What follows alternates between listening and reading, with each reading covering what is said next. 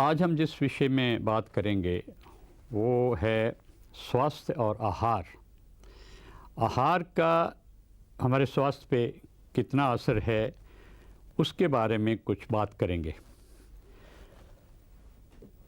यही नहीं कि हम कितना आहार लेते हैं या भोजन कितना खाते हैं, बट किस प्रकार के भोजन हम खाते हैं उस पे बहुत निर्भर करता है हमारा स्वास्थ्य। इसीलिए आयुर्वेदा में आहार को 3 भागों में बांटा गया था। एक सात्विक आहार, फिर राजसिक आहार और तामसिक आहार। सात्विक आहार में वो चीज़ें आती थी जैसे दही, दूध, फल, सब्जियां, शहद और इस तरह के खाने, जिससे कि मानसिक शक्ति, अध्ययन शक्ति पे काफ़ी फ़र्क पड़ता था।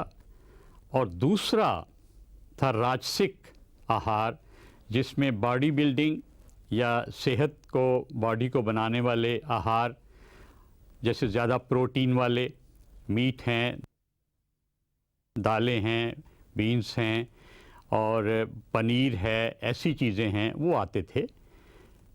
और तीसरा जिसको तामसिक आहार बोला जाता था, उसमें ज़्यादा नमक वाली, ज़्यादा मसालों वाली चीज़ें, जो चीज़ें बची पड़ी रहें उसको अगले दिन फिर खाना, जिसको लेफ़्ट ओवर्स कहते हैं, जिसके खाने से कोई बीमारियां लग जाती हैं, जैसे तामसिक खाना कहा या एडल्ट्रेटेड फूड हो गए। अब जो खाना जिसको हम स्वस्थ आहार बोलते हैं, तो उसमें कौन सी चीज़ें आती हैं, यही मैं बताना चाहूँगा कि उसको एक कॉन्सेप्ट बैलेंस डाइट का हम कहेंगे, जिसको कि संतुलित आहार हम कहते हैं, जिसमें कि कोई 40 से 50% कार्बोहाइड्रेट आते हैं, 20 से 30% प्रोटीन्स आती हैं और 20 से 25% जो चिकनाई है या फैट्स हैं वो आते हैं। कार्बोहाइड्रेट्स में जो हैं वो 2 तरह के होते हैं। एक तो बड़े ये जो मीठी चीज़ें होती हैं, जो चीनी हुई, इस तरह की चीज़ें हैं, उसको हम रिफाइंड कार्बोहाइड्रेट्स बोलते हैं, मैदे की चीज़ें हैं। वो हमारे स्वास्थ्य के लिए अच्छी नहीं है।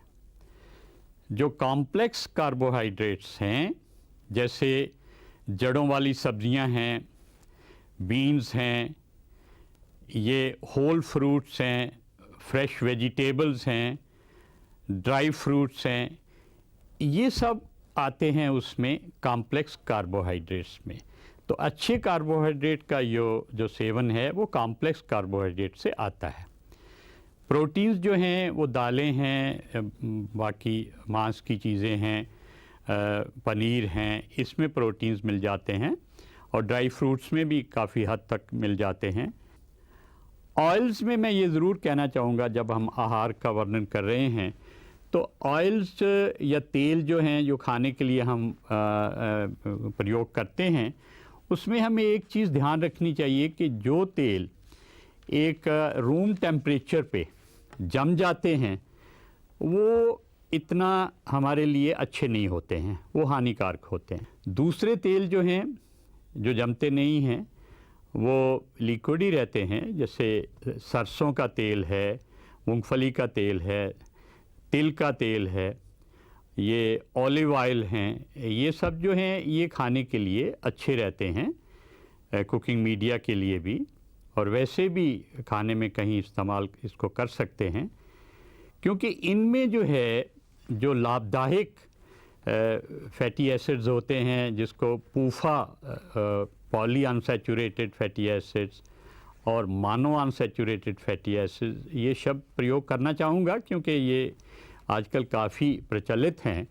तो पूफा और जो मूफा अनसैचुरेटेड फैटी एसिड्स हैं वो इन तेलों में होते हैं। अगर हम ज़्यादा खाते हैं इसको ओवर ईटिंग, तो उससे टोटल कैलोरीज ज़्यादा लेने से हमारा वेट बढ़ जाता है और मोटापे से जो बीमारियां होती हैं कि उससे डायबिटीज़ ज़्यादा हो जाती है, ब्लड प्रेशर बढ़ जाता है रक्तचाप जिसको हम कहते हैं, और हार्ट अटैक्स होने की संभावना भी बढ़ती है।